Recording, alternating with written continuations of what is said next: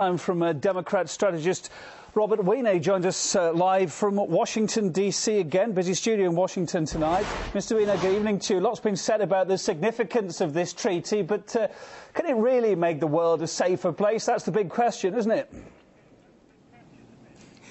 Well, we think it will, and one of the debates that made no sense was the Republicans saying that it wouldn't when this allows inspections on both sides.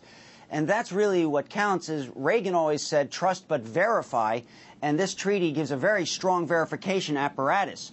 And I'd heard you mention earlier about the politics involved. It was an amazing development that the president would get 71 votes when only 67 were required for the supermajority.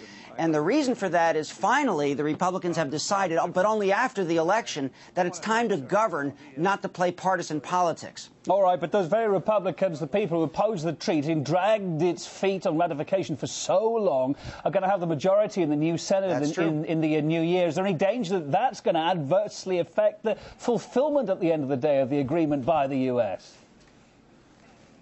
Well, they won't have a majority in the Senate. They will have a majority in the House of Representatives, and the Senate is who confirms treaties. So that's an important difference, that Senator Harry Reid will still be majority leader and still control 63 votes to 47 in the Senate. So that's something that's important to understand.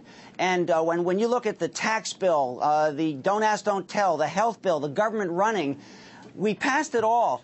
I believe what President Obama said yesterday, and I was at the news conference with him. I was an attendee at the news conference, that this portends a new day and hope for bipartisan governing really can be the case, because with power comes responsibility. And the Republicans in the House will have power. They can't just stop the government, or they will look in the mirror and see what happened to the Democrats happen to them. And could this pact, do you think, offer a cue to other nuclear states now to join the process of cutting their nuclear arms? Well, this is a very strong argument, because how can we ask Iran to be at zero if the United States and Russia are at 20,000 nuclear weapons? So the fact that we're willing to cut is a moral statement that the world will pay attention to. And it gives credence to the dream from Reagan to Obama and all the secretaries of state in between from both parties, that perhaps someday we can have a nuclear-free world.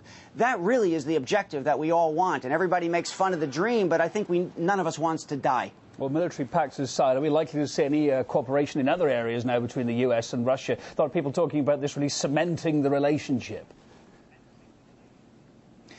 I believe that's true. In drug policy, there's for the first time cooperation now, as you know, for the millions of Russians that suffer from drug addiction because of Afghanistan drugs. And now there are joint efforts between Russia and the United States and NATO in Afghanistan. There is hope in many areas. In trade, Russia has an enormous oil wealth. The United States, until we get to green energy, which is one of President Obama's objectives, is going to need to have cooperation with Russia in what it provides to the rest of the world for oil, so that the United States can have what it needs from its various sources in the world. There's need for cooperation and on an array of fronts. And Hillary Clinton, we believe, has done a brilliant job as Secretary of State in working agreements with you.